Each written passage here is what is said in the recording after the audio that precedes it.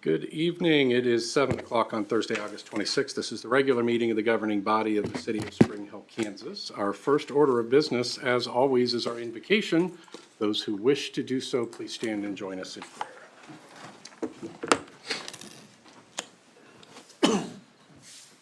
Dear Heavenly Father, we again thank you for the opportunity to come together as a community to make decisions that we hope honor you and your will. We ask for your guidance and support, and Father, we also ask for your help to address a growing problem. In the last 14 days, 4 young men between Olathe and south of Lewisburg, aged 22 and younger, took their own lives. Father, we are at a loss, and we desperately need your help. Amen. I pledge allegiance to the flag of the United States of America and to the republic for which it stands, one nation, under God, indivisible, with liberty and justice for all.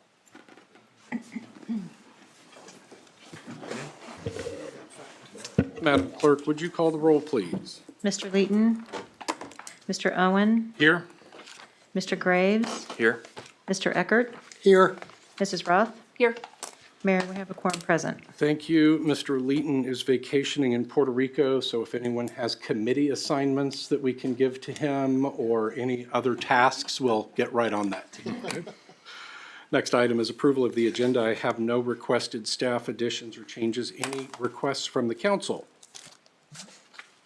Hearing none, would entertain a motion to approve the agenda. Make a motion to approve the consent agenda? Second. We have a motion and a second. All those in favor? Aye. Motion carries 4-0-0. This takes us to citizen participation. This is an opportunity in the meeting for citizens to address the council on items not already on the agenda. Anyone wishing to do so, we just ask that you step up to the lectern, state your name and address for the record, and you'll have the council's attention. Mr. Delgado, welcome.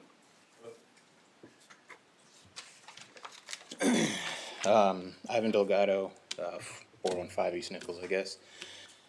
I served 5 years in the Army as an infantryman. During that time, I was deployed to Afghanistan, and we had an interpreter out there. Sorry.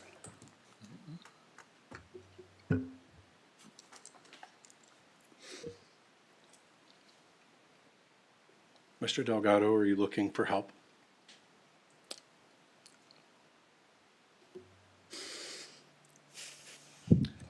We can call Senator Moran tomorrow. That's not it. He's out. Okay. We got him out. Okay, good. But I'm infuriated at what's going on over there. And I know I'm sorry. Take your time. I know this is this is city level, and there's nothing we can do as far as the federal decisions that are happening. But I want to come up here and ask you guys to condemn Biden for what he's doing and the way he did it, the way he left all those people out there. I mean, there's still Americans out there right now that we can't get out. So I wanted to ask the council if you guys could formally write a letter to the White House and condemn him. And I'm going to do the same thing. I've already talked to Jerry Moran and told him that he needs to condemn him. I'm going to try to get a hold of the congressman and let him know the same thing. Okay? That's not how we're supposed to do things. We went out there, we had promises made out to these people, and we left them out there scared. They're still out there scared. There's still Americans out there scared. And our main focus right now is pulling our troops out. That's not how it works. So, I'm sorry, I had a whole speech, but I can't get through it. It's understandable. If you'd like to have that entered into the record, feel free to give a copy. All right. Are you willing to condemn him? We can condemn ideas, we can condemn actions, but we Yeah, don't condemn can you people. condemn the action of Yes. Afghanistan? I'm not asking for anything else. I'm going to ask each council member to take that under their own wing and everybody to write their own letter, okay? And not do that. You have to understand, we have to represent everybody in the city, but each of us in our capacity of our individual elected office can certainly write that letter, okay? And I also wanted to thank Mr. Owens for helping me out and getting me talking to the right people. So, Very good. all right, thank you. Thank you. Floor remains open. Hearing none, we'll close that portion of the agenda and move on to our one and only presentation. Chief Francis with the second quarter performance metrics for Fire District Number 2. Welcome, Chief. Good evening. Make sure I can navigate through this. Hey, there it goes. Okay, I'm going to talk about second quarter performance measures. Actually, I'll give you first and second quarter combined where we're at through June 30th. So the overall responses for the city as a whole, both contract area and fire district territory, through the end of June, 399 responses, of which 83 were fire responses, 316 were EMS. As you can see, when you compare that to 2020 below there, the total number is close being the same, but the EMS calls went down, the fire calls went up. So when I break it down, how many calls we had in the contract area, and just refresh your memory, the contract area is the 1 square mile original Old Town Spring Hill, Woodland to Lone Elm, 207th Street to South Street, and then the Miami County portion of the city of Spring Hill. That's the contract area. And that accounts for the largest call volume area we have in our jurisdiction. But there were 74 fire responses first and second quarter, 250 EMS, so 324. And then the newly developing area that's in the fire district taxing authority area located within the city, 75 calls total, 23 and 52 on EMS, so 399 total. Response times in comparison to last year, they're really close. The turnout time, and just to refresh your memory, that's the time it takes from the time we receive the call to the time the wheels are actually in motion. So that's 58 seconds on average last year. We're 56 seconds the first 2 quarters of this year. And then the EMS travel time for medical calls, 421 last year, and we're at 426 so far this year. And the fire response travel times at 450 last year, and we're at 427 this year. Public education, because of COVID and its latest resurgence, we've really trickled down the public education programs. We haven't been in the community near as much as we'd like. We're starting to get back and doing some outside activities, but we've really restricted fire station tours, large gatherings, that type of thing. And to some degree, it's even affected our training hours. During peak periods of COVID, both last year and this year, we scaled things back. We minimized group activities at fire stations, but we still managed to account for a total of 10,015 hours with all staff in the first and second quarter of this year. And like I said, the public education programs are way down. We've only had 3 in the city this year. I know we have some additional ones scheduled, but when you take the station tours and those other events we customarily do, the numbers really dropped off. So hopefully we can get back out and doing those when this COVID thing goes away. Structure fires, we had several last year. This year so far, we haven't had any significant structure fire loss. We did have 2 incidents in which there was some damage. Those properties totaled, assuming one was a large industrial facility, $5,126,000 in value and only 16,000 lost between the 2 of them. One of the things that we're working on, actually got approval today at the fire board meeting. We've started the process to replace our fleet Now, I will tell you, we just replaced the tender truck or tanker truck, pumper tanker that's in the Spring Hill station. We replaced that last year. And, we're going to be replacing the pumper truck or what we call engine there, and the ladder truck. We plan to order replacement apparatus in late January of 2022. In order to avoid a 3% price increase that goes into effect February 1st.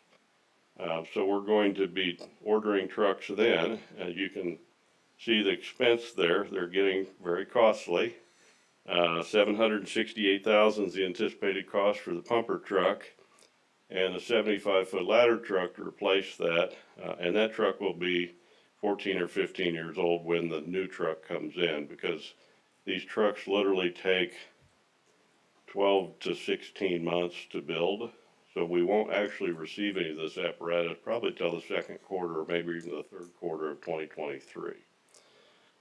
So the total cost of our equipment, when you include the loose equipment, such as extrication equipment, hoses, nozzles, those things, it's a pretty expensive price tag for the Spring Hill station that we're gonna fund, and that's just short of $2 million in apparatus and related equipment out of that building. So we've got that going on. And I'd be happy to answer any questions anyone may have. Refresh our memory on what your equipment refresh program is. So the equipment that's being replaced is how old, what happens to that equipment, what happens to the money from that equipment? Okay, the equipment that we're replacing was paid for by a bond issue that was done in 2008. And we actually had to, there was a buyback of some of that equipment because of problems we had. So the equipment, when the time the new trucks arrive, will be just over 10 years old. The ladder truck will be, I believe, 14. So we trade, we presently don't have a reserve engine. So we're going to keep two engines, one for the east side of the district, one for this side. So we will, once this purchase is made, we're going to trade in the ladder truck that's existing and a pumper truck that exists. And we're trading a total of two engines in the ladder, $475,000 trade-in value. So it's pretty significant. Mm-hmm. So this purchase will be paid for with bond proceeds on a 10-year bond. The first payment will be next year out of the general fund for approximately $350,000. So the life of the apparatus will far exceed the life of the bond payments. I anticipate what's customary is starting at 10 years, as high as maybe 14 or 15 years for replacement of a pumper. You can push it back a little farther on a ladder truck. But what happens is the trade-in value and what we've seen, because we're actually making this purchase probably 12 months sooner than we originally anticipated, and we learned that if we waited as little as 8 months, we were going to have an additional 3% cost increase of roughly $130,000, and we were going to lose about $100,000 in trade-in value. Then our maintenance costs go up because the trucks are out of warranty compared to new warranty, new trucks where the maintenance costs go way down. So we're moving this purchase up a little sooner than we anticipated. Does that answer all your questions? Yeah, it does. Okay. It certainly does.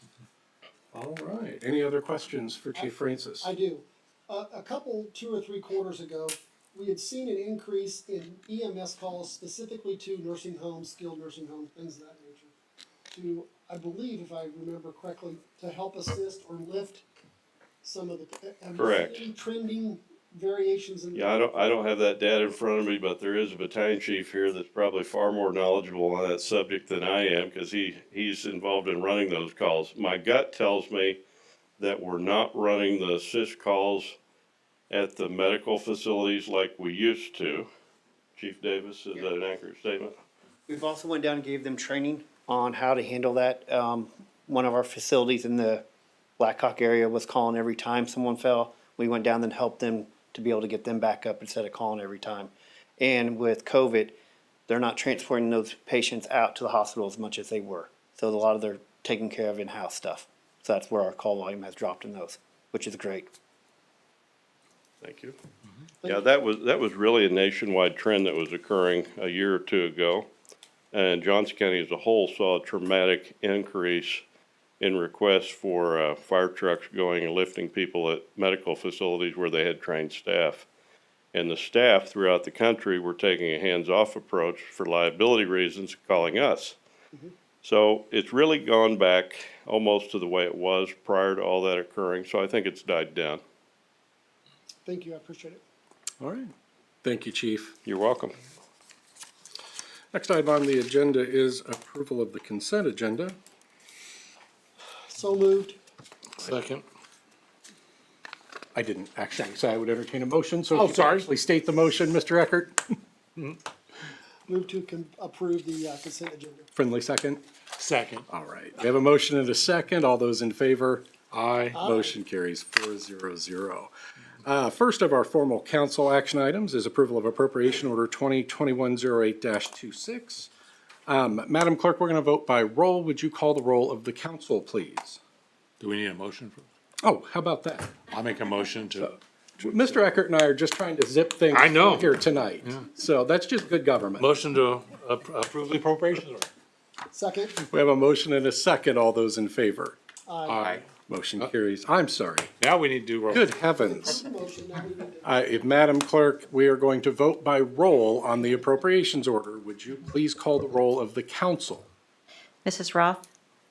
I approve appropriation order number 2021-08-26, accepting that I partially abstained from voting on invoice number 11205 in the amount of $82.08 pertaining to J&T Auto Service. Mr. Eckert? Yes. Mr. Owen? Yes. Mr. Graves? Yes. Motion carries 400. If we were live to tape, Ashley, we could delete that little part out altogether. Next item is consideration of ordinance 2021-07. This is a conditional use permit, 183rd Street and Webster Monarch Cement. Mr. Burton, you have the floor.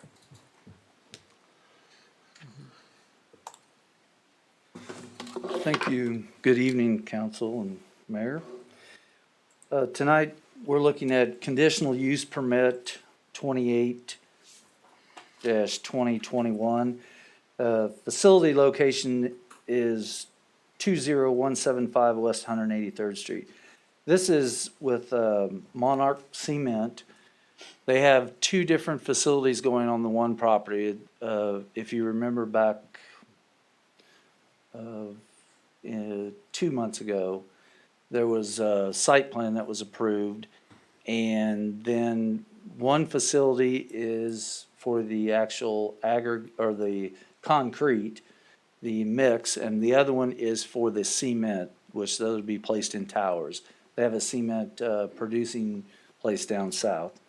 So the planning commission went through it all, looked at it all. There were some general changes. It's on 15.5 acres of M1.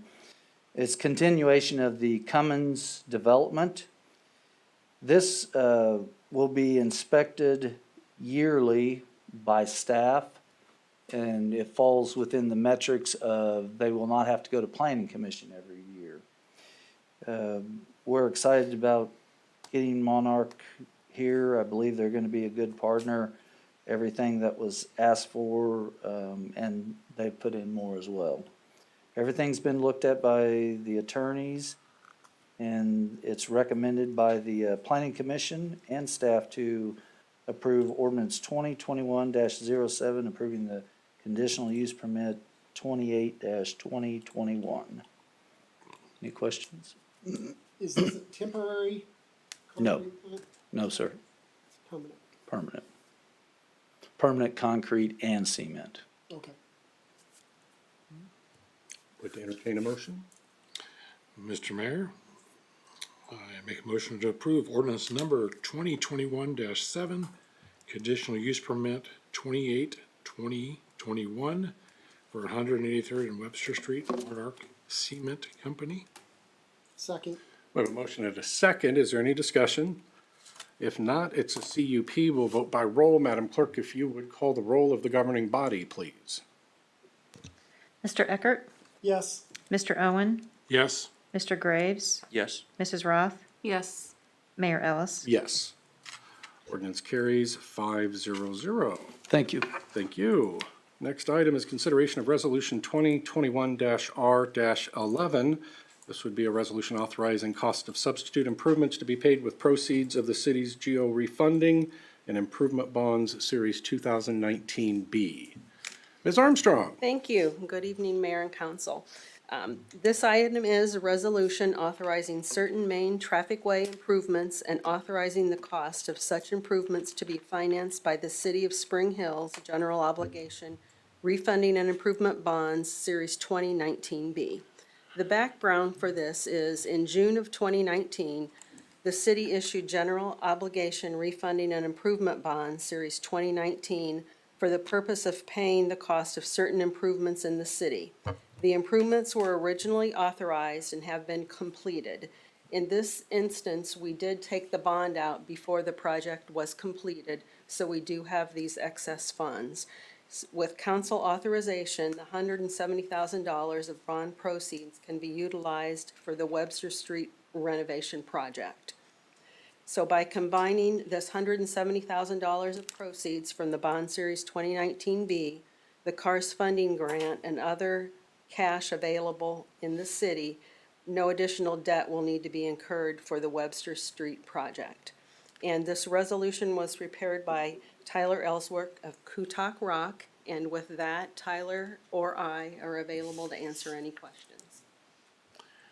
Just one. I've had some questions and I think we understand it, but some citizens may not understand.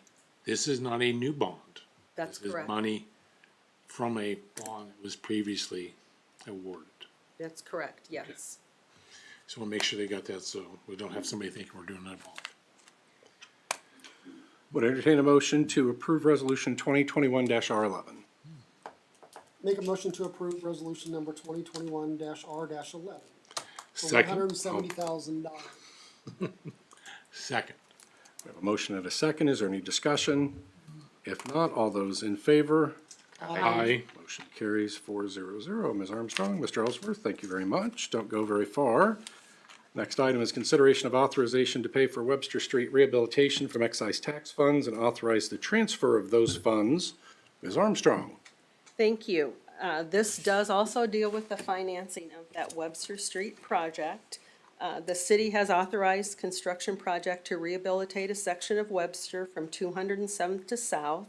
This project was approved as a part of the 2021 to 2025 capital improvement program. And it will be receiving $363,750 in CARS funding. The city's portion is $470,000. As an attachment, I did include the budget showing the total project expenses are $833,750. After the CARS funding, the city will be responsible for $470,000. We just dealt with the $170,000 we will get from our bond issue. That will leave $300,000 remaining. I did round the numbers off, so anything that's left over and above, anything that's left after we pay all expenses would go back into the excise tax fund. So with that, staff is recommending authorizing a transfer of $300,000 from the excise tax fund to the capital improvements infrastructure project fund for the Webster Street rehabilitation project. And if you have any questions, I'll be glad to entertain them. If I may, Mayor, Yes. I just want to make one thing clear first. We will use up the 170,000 first, and then the excise tax and anything extra or not used out of excise tax, then we'll go back at excise. All right. Do we have a motion? Mayor, I make a motion to authorize the transfer of $300,000 from excise tax fund to capital improvement infrastructure project fund for Webster Street rehabilitation project. It was 300,000. That's correct. Second. We have a motion and a second. Is there any discussion? If not, all those in favor? Aye. Motion carries 400. Thank you, Ms. Armstrong. Thank you. This takes us to announcements and reports. A couple of things, and Mr. Burton, I'm going to ask you to fill in around the edges when we get to staff reports. I'm happy to report that Quick Trip remains on track. I know there have been a lot of questions. As I'm sure everybody understands, there's also been some pretty dramatic increases in material costs. There's been shortages of labor. But the Quick Trip final plat was just signed tonight. And I'll ask Mr. Burton to fill us in on when he anticipates dirt moving. During staff reports is fine. Also, Mr. Burton, we talked about Monarch tonight. I'd like to also have a rundown of some of the other businesses from the last year or so. You know, we have Dusler Concrete, we have the Diesel Mechanic Shop, we have Rain Dance Studios. So I'd like you to just kind of give an update on what you can from an economic development perspective. I also wanted to let the council know that Mr. Burton and I spoke with a buyer for a property that has a substantial amount of unpaid specials. We anticipate that property sale going to closing next Friday, a week from tomorrow. That will be somewhere in the neighborhood of about $300,000 in unpaid specials coming back into the general fund. And with that property being purchased, I anticipate those specials being paid regularly. So that is some additional good news. Mr. Burton, I want to thank you and your staff. That has been a lot of hard work to get a buyer for that property and get it back active on the tax rolls. Also, I'm going to ask Ms. Armstrong to provide a brief update on where we are at budget. I think I had mentioned last time that we were here that we have been working toward a revenue neutral budget. With the $300,000 coming in, looking forward to what we anticipate to be in sales tax revenue from Quick Trip, I think we are going to be able to present a revenue neutral budget for the council's consideration. The council will have a draft of that probably by Wednesday, certainly Thursday at the latest next week, in advance of our hearing. And if the council has other initiatives that they want to consider to have a different revenue impact, certainly that's something that can be addressed at that September 9th meeting. So with that, we'll move on to council reports. Mr. Owen. Attended the county commissioners meeting this morning, and I know in the past we had some issues with gunfire around Spring Hill in the county. They passed a resolution today. It would be a codes enforcement issue about discharging firearms across property boundaries. So they do have the ability now, or will, once they get it all in place, to fine people for discharging across a boundary from 500 to 1,000, I think it is.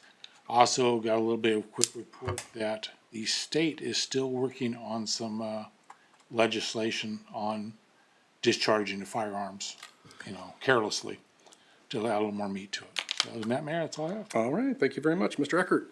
Swimming pool, I've got a lot of comments on people on how much they enjoyed it once it got fully open and staffed. That was a big deal to a lot of people to enjoy that. Also, I would like to have some kind of update on Webster Street, and then also 199th Roundabout.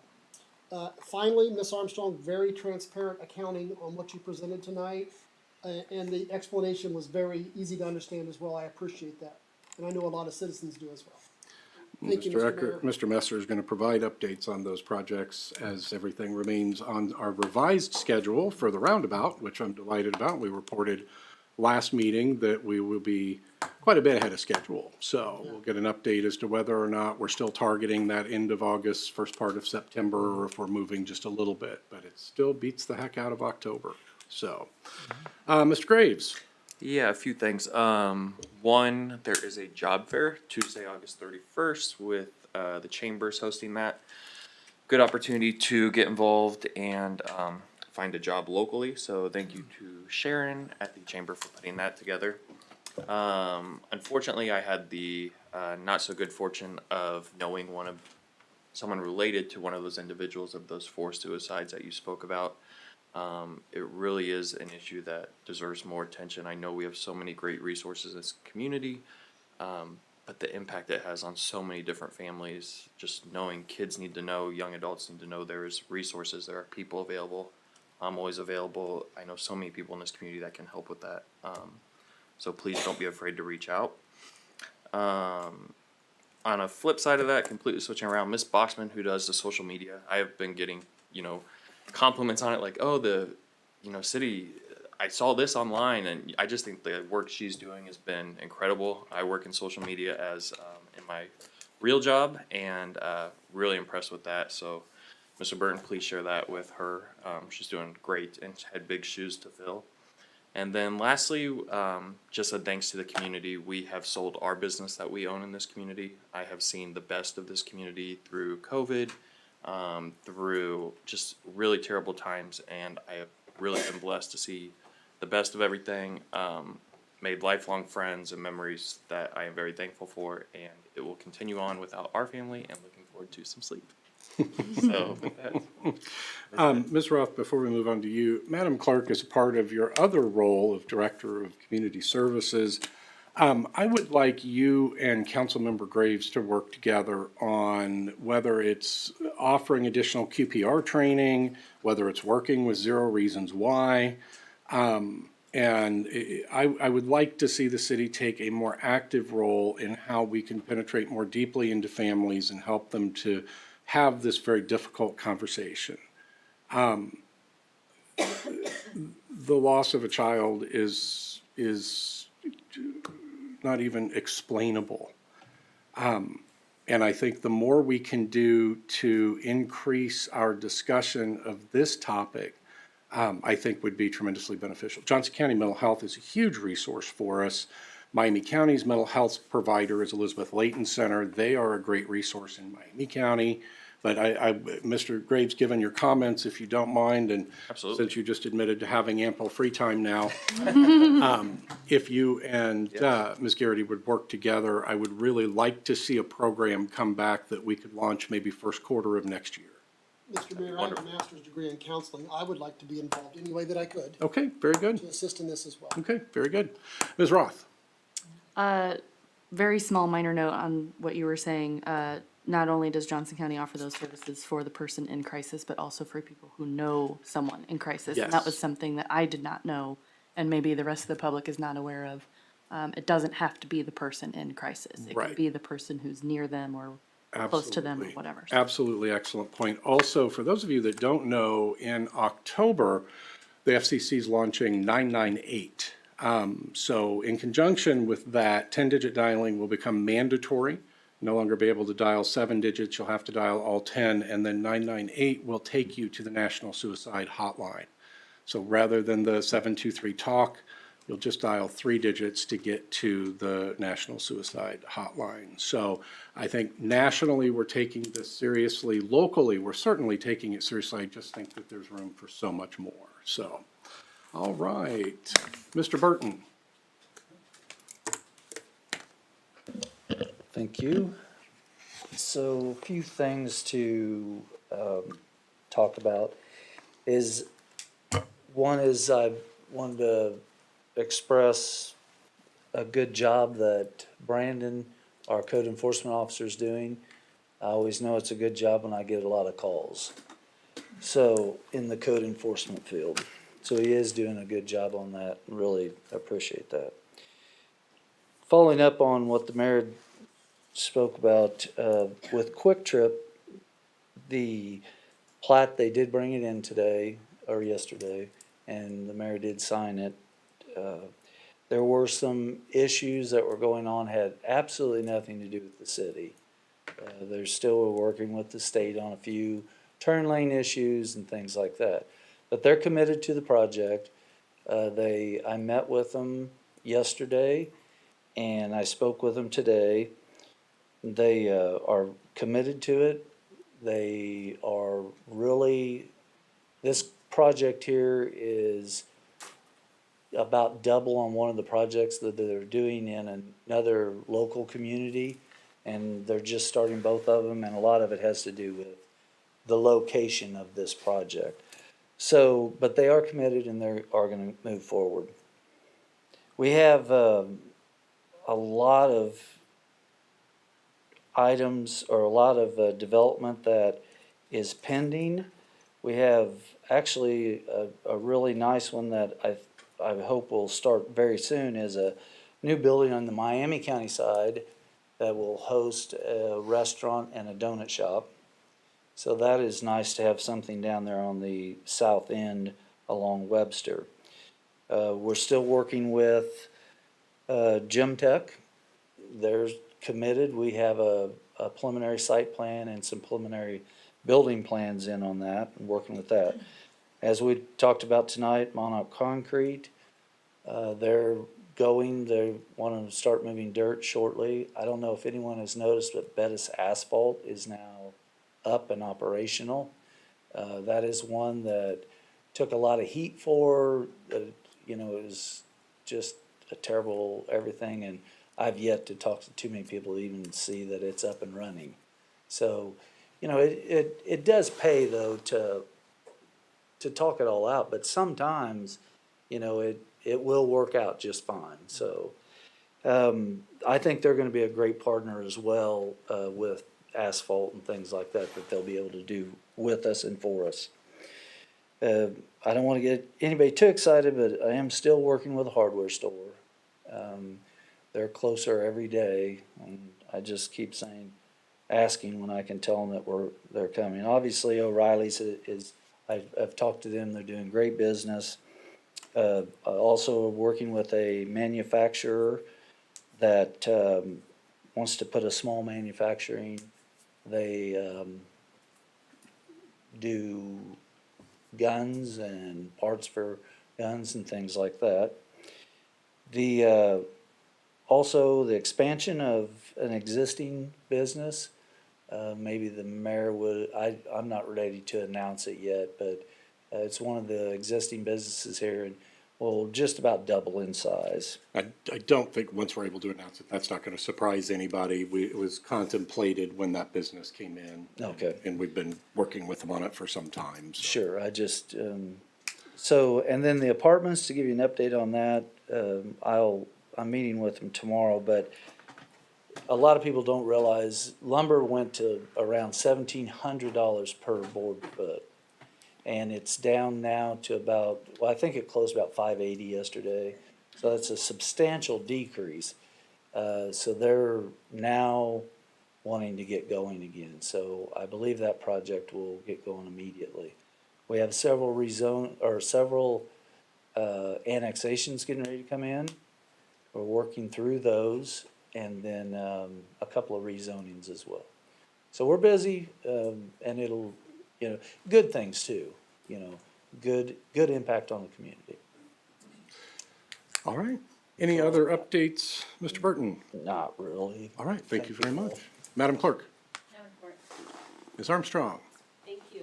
A couple things, the budget, as the mayor had said, Mr. Burton and I have been working on crafting a revenue-neutral budget option for your consideration, and we will be finalizing that, and then you will receive a draft of that toward the top of the week or by Wednesday at the latest.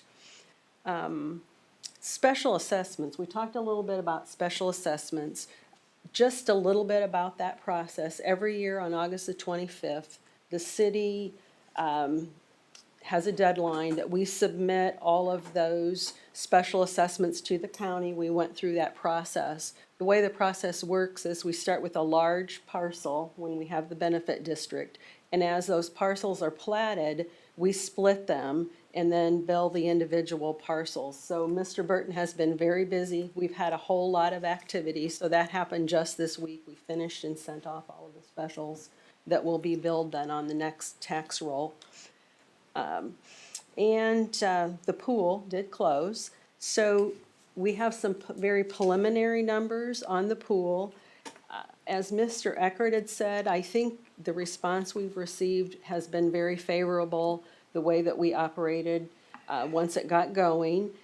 Our participation, our memberships, everything was down this year. That's probably related to when the COVID started.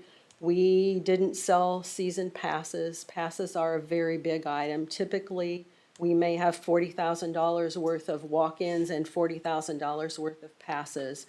We sold in the river walking punch passes, and when we did sell family passes, only $11,000 worth of passes. The others were roughly $30,000 worth of walk-ins. So our participation is down. It probably is because of COVID, but everyone seemed to be a very satisfied customer. So we will get you some more specific details out on that once all the numbers are crunched. Great. All right. Anything else, Ms. Armstrong? That's all. All right. Mr. Messer, you have some exciting news. Oh, I don't know about that. Let me see. They've been scolding me for not turning this on, so I wanna make sure I get it on. We've been doing there's a lot of little, small things going on. We're gonna participate in the, Fall Festival Parade, and we'll probably be trying to tap some help with that. We're gonna do a lot of the work, we're gonna put a float in there this year, but a lot of the work's gonna be done after hours with volunteers, most of it. So we're gonna be looking at that. The roundabout, it's going pretty well. It's going to be, there's a 3-day phase of asphalt, that's gonna start tomorrow. And within 3 days, they'll be done with the asphalt work. The signs are on track, the striping on track. The only thing not on track is Evergy has not got the street lights for it, but they're gonna be pretty close. So, about Tuesday, Pat and Dan and I are gonna sit down and talk about whether we wanna do temporary lighting, just open it up one way, or if we wanna go all of it, but we're gonna kinda wait and see how the progress goes, but they're on track for September 1. So Okay. it's, Well, let's not forget our governmental affairs contact at Evergy as well. We need to get a little additional assistance there. the last email I saw, they said they're gonna make every effort to get there. Good. And get it done, so. Good. We're having pretty good luck with them. Webster is moving as scheduled. The next jump down the street will be, pending any weather, is gonna be the day after Labor Day. They'll go to the 3rd section. Everything's going pretty smoothly there. There hasn't been any surprises. It's been going pretty well. I will tell you, and you can pass this back to the contractor, they have been incredibly conscientious to the couple of us that are directly impacted over the course of the last few days. There's large sections out in front of my office, out in front of 360 Realty. They've been in almost daily communication, letting us know what's happening. Asked permission to leave it open so that we would, if we could use the alleyway. I've been very pleased. They've been doing really well. We've been meeting once a week out there, and I'm there almost every day looking at stuff, but as far as a team meeting, Just ask them to keep that up, because as we move further down, they're gonna hit the east side of the street where we have fewer options right. for businesses, so. The one hiccup we had last week that I missed it was the mailboxes all up and down the street. We worked with the post office, and they said they would just tell people they were gonna send a letter out, I'm not sure if they did or not, and say, come get the mail at the office, it isn't that far away. But everything has worked pretty well. We've been working in Maple Ridge this week, trying to do some repairs. We just pulled off of it and went to Lone Elm. Lone Elm's a little bit of a confusing mess of who's responsible for what, but we finally just dove in there and said we're gonna fix it and we'll sort it all out later. And it turned into a pretty significant issue. It may be closed over the weekend because we found water under the bad spots when we got in there. We're gonna try to get one lane open tomorrow, but we'll just see how the day goes and if the water drains away so we can do it. Did I see an email from Mr. Miller that he believes there is still a maintenance bond? The problem is, whether, the base was not substantial, I feel like, it hasn't been decided. We have to have some discussions. I'm gonna get with Pat, and we're gonna sit down and discuss it. I think it should be covered, but I don't think, the hard part of it is there's so many players in it. We're trying to Right. figure out who did what. Sure, okay. The the big news that, as far as what I've been doing, is I did a staff reorganization, that we implemented this week. All of Public Works have been reorganized. We picked up, as part of it, facilities to work with, the facility work we have with Gabby's group. Ended up utilities pretty much is unchanged, but I combined with Pat's help, a lot of consultation, we combined streets and parks. The reason we did that is I felt like we're failing the street program. And part of the reason we're failing is we have a staff of 3. If somebody takes comp time, takes vacation, we're shut down. We don't have enough people to continue. So what we did was combine the 2 departments. So now we have a pool of 6 people that we can keep the street repairs going. And still, if the mowing starts sliding, we'll stop the streets for a day, take care of that. I think it's gonna be more efficient and effective because now I have, my goal for the department is 40 hours of repairs on the street. We're averaging right now 12, 16, and it's not acceptable. I can't get anything done. So I've got to suck in more manpower, more people. Another large, unpopular part of the reorganization is about 6 years ago, there was a program started 6, 7 years ago, I'm not sure, called On Call. And what it is where they used to slide the schedules to cover weekend. We have to work weekends for the lift stations, the sewer plant, the emergency call-outs. So for some reason, they started using overtime to cover that. You can argue with everybody, some say it's a better way, some say it's not. But I felt that it was a drain on the resources.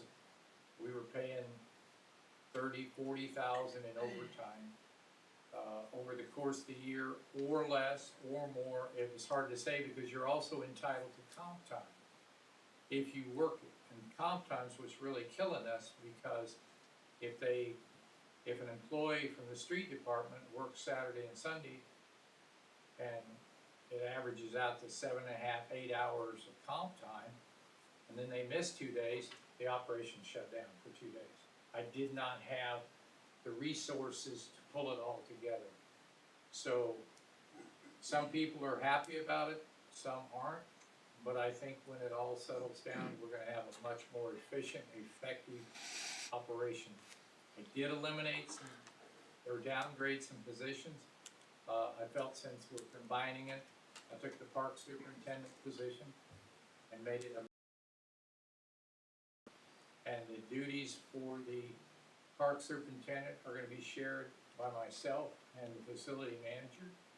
I took the aquatic center that used to work under the parks.